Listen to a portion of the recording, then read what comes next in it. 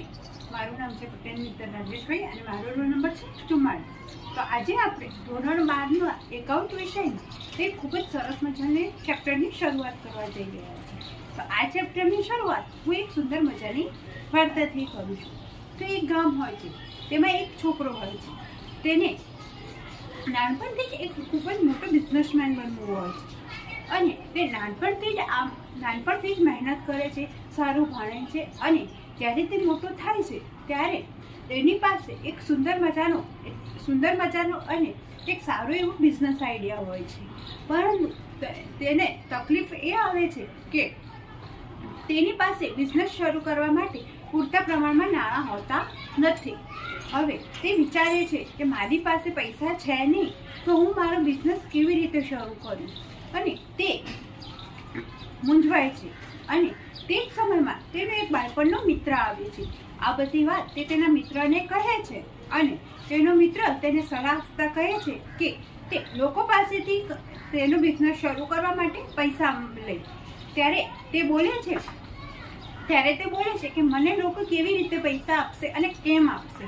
તો તેના જવાબમાં તેનો મિત્ર કહે છે કે તે પૈસાના બદલામાં લોકોને કંપનીના શેર આપે અને આ શેર તે લોકોને કંપનીના માલિકો બનાવશે અને તે મૂડી મેળવી અને શેર આપશે। તો આજે આપણે ધોરણ 12માં આવું જ એક ચેપ્ટર છે કે શેર મૂડીના હિસાબો, તો તેની આજે આપણે થોડી ચર્ચા કરીશું। તો આજે આપણે ધોરણ 12માં ચેપ્ટર નંબર 1 શેર મૂડી અને હિસાબોમાં દાખલા નંબર 5ની આજે શરૂઆત કરીશું। તો આ દાખલાની શરૂઆત આપણે સૌપ્રથમ તો તેની રકમ વાંચીશું કે નડિયાદની વૈધ લિમિટેડ કંપનીએ ₹10,00,000 એક એવા 7,50,000 ઇક્વિટી શેર નીચે મુજબની રકમ ચૂકવવાની શરતે બહાર પાડે। તેણે અરજી સાથે શેર દીઠ ₹3, મંજૂરી વખતે શેર દીઠ ₹4 અને પ્રથમ અને છેલ્લા હપ્તા વખતે શેર દીઠ ₹3 મંગાવે છે।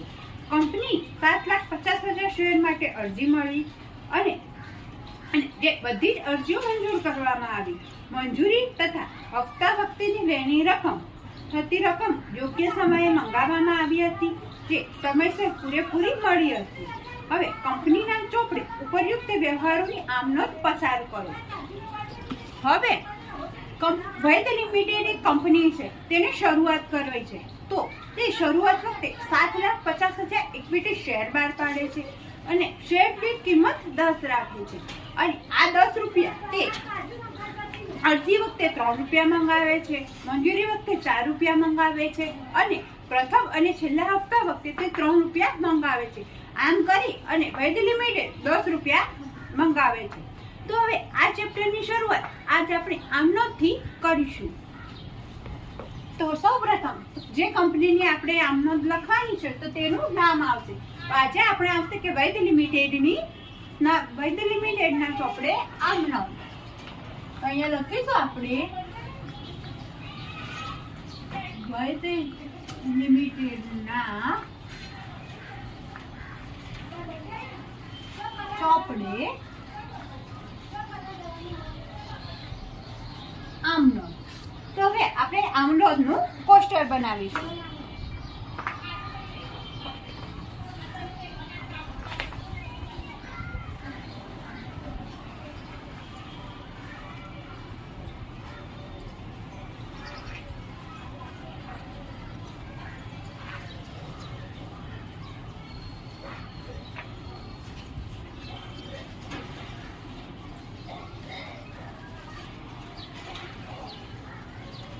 સૌ પ્રથમ આવશે અહીંયા તારીખ, અહીંયા આવશે વિગત, અહીંયા ખાપા, અહીંયા ઉધાર ને અહીંયા જમા। તો સૌ પ્રથમ આપણે શેર અરજીની આમનોંધ કરીશું। તો અરજી વખતે કુલ ₹3 મંગાવે છે અને હવે અરજીની આમનોંધ એવી રીતે થશે કે આપણે શેર બહાર પાડ્યા છે, લોકોને જણાવ્યું છે કે અમારી નવી કંપની ખુલી છે, તમે અમારા શેર મેળવી અને કંપનીના માલિકો બની શકો છો। તો આ શેર જે વ્યક્તિને શેર ખરીદવા હશે તે પૈસા અને અરજીનું ફોર્મ ફિલઅપ કરી અને કંપનીના એડ્રેસ ઉપર મોકલાઈ દેશે। તો અરજી વખતે સૌપ્રથમ નાણાં આપણે મંગાવવા પડતા નથી, પરંતુ લોકો તેમના નાણાં મોકલી આપે છે. તો શેર અરજીને સૌપ્રથમ આમનોંધ થશે બેંકની. તો આપણે બેંકની આમનોંધ કરીશું. અહીંયા તારીખ કઈ છે નહીં, તો આમનોંધ નંબર 1. તો અહીંયા થશે બેંક ખાતે ઉધાર તે આપણે શેના મંગાવીએ છીએ? તો શેર અરજીના. તો તે ઇક્વિટી શેર અરજી. આપણા જોડે કેટલા શેર છે? તો કુલ શેર છે 7,50,000. 7,50,000 ઇન્ટુ કેટલા મંગાવીએ છીએ? તો આપણે શેર દીઠ 3 રૂપિયા. તો અહીંયા થશે 22,50,000. અને અહીંયા પણ આપણે જમા કરીશું 22,50,000. હવે આ મારી પાસે એટલી પૂરતા પ્રમાણમાં જગ્યા છે નહીં, એટલે હું બાબત જે નથી લખતી, પણ જો તમારા એક્ઝામમાં પૂછી શકાય તો તમે બાબત જે લખવી પડે છે. હવે આપણે જે ઇક્વિટી શેર અરજી ખાતું અહીંયા જમા કર્યું છે, હવે આ ખાતું આપણે બંધ કરી અને આ ખાતું હવે આપણે બંધ કરીશું. અને બીજી આમનોંધ થશે ઇક્વિટી શેર અરજી ખાતે ઉધાર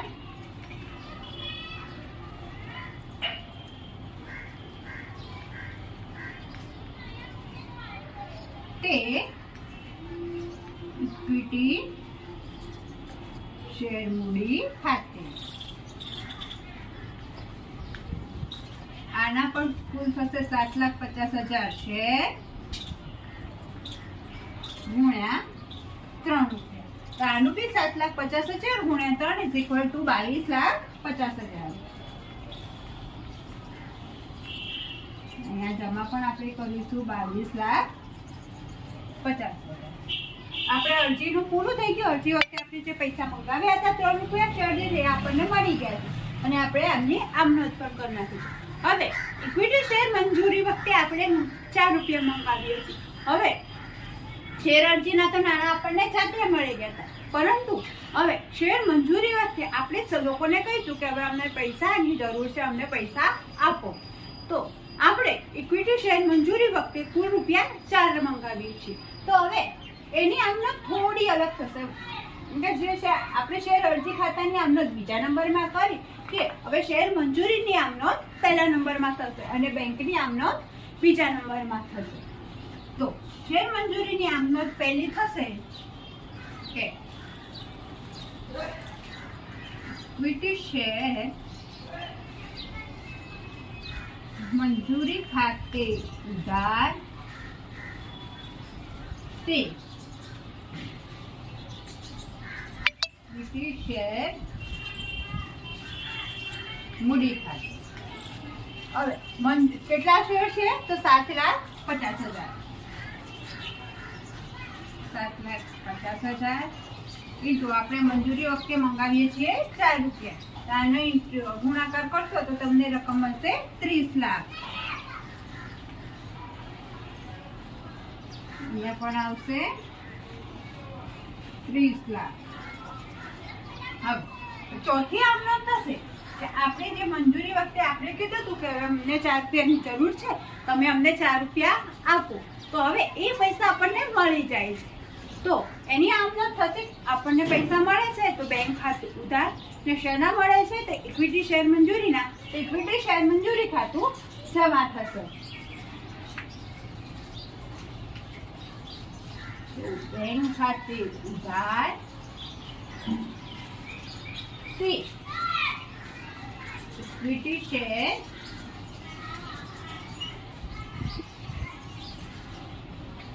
મંજૂરી. કેટલા શેર છે? કુલ 7,50,000 ગુણ્યા 4 રૂપિયા શેર દીઠ આપણે મંગાવીએ છીએ. અહીંયા પણ આવશે કુલ 30 લાખ. અહીંયા પણ આવશે 30 લાખ. આપણે શેર અરજી વખતે મંગાવ્યા, શેર મંજૂરી વખતે મંગાવ્યા. હવે આવશે પ્રથમ અને છેલ્લા હપ્તા વખતે. હવે આપણે શેર મંજૂરી અને પ્રથમ અને છેલ્લા હપ્તાની આમ નોંધ લખું છું. તો હવે કંપની છેલ્લો હપ્તો મંગાવે છે કે જેના રૂપિયા છે 3 રૂપિયા. તો હવે આની આમ નોંધ થશે. જેમ આપણે મંજૂરીની આમ નોંધ કરી, પછી અરજી વખતેની આમ નોંધ થોડી અલગ હોય છે. મંજૂરી, પ્રથમ હપ્તો, છેલ્લો હપ્તો, પછી જે હપ્તા આપેલા હોય તેની આમ નોંધ બધી સરખી રીતે થાય છે. તો આપણે હવે છેલ્લી 2 આમ નોંધ કરીશું કે જે પ્રથમ અને છેલ્લા હપ્તાની છે.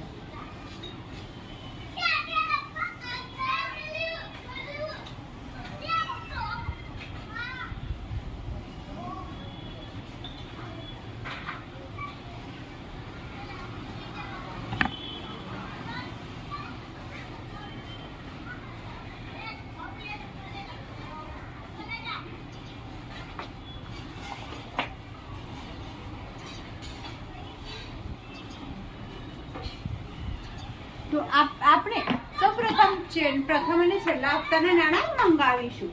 તો આપણે જે મંજૂરીમાં આમ નોંધ કરી તે જ રીતે થશે કે પ્રથમ અને છેલ્લા હપ્તા ખાતે ઉધાર તે ઇક્વિટી શેર મૂડી ખાતે. તો આપણી આમ નોંધ નંબર થશે 4.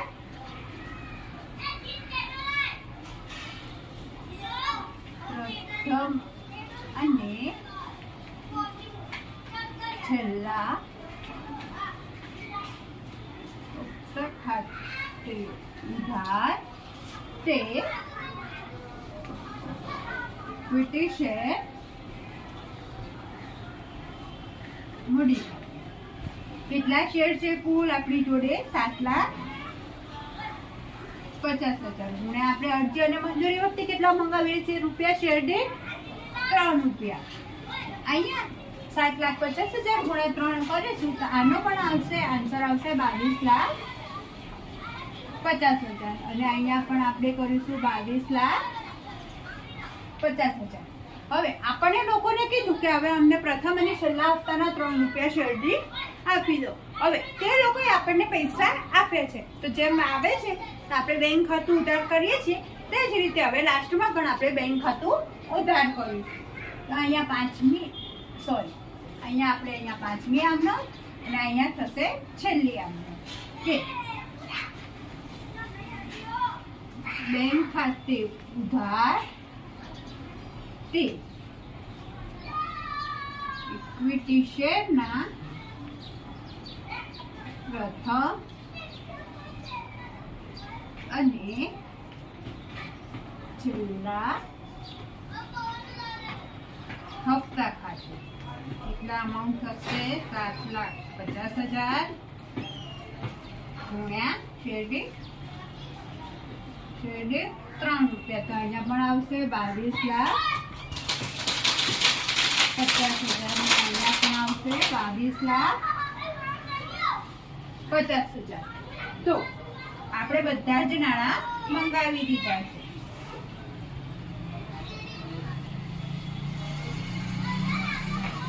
હવે આ બધાનું ટોટલ કરીશું એટલે આપણને મળશે 1,50,00,000. અહીંયા આપણે લખીશું 1,50,00,000. અહીંયા પણ આપણે લખીશું 1,50,00,000.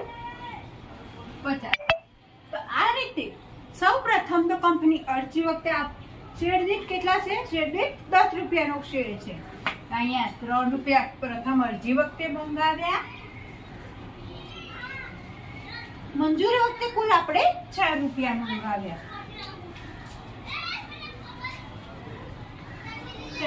અને લાસ્ટમાં પ્રથમ અને છેલ્લા હપ્તા વખતે 3 રૂપિયા મંગાવે. તો 3 + 4 + 3 = 10 રૂપિયા. તો આ રીતે વૈદ લિમિટેડે 10 રૂપિયા મંગાવી અને પોતાની કંપની શરૂ કરી છે. તો અને તમારા માટે ખાસ સૂચના કે દરેક અરજીની મંજૂરીની દરેક જે નાણાકીય વ્યવહાર કરવામાં આવે છે તેની દરેકની 2 આમ નોંધ થશે.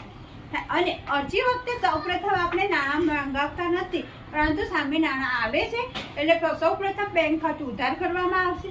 અને જ્યારે ત્રીજી અરજી મંજૂરી વખતે અને હપ્તા વખતે આપણે નાણાં માંગીએ છીએ એટલે બેંક ખાતું બીજી આમ નોંધમાં આવશે. Thank you.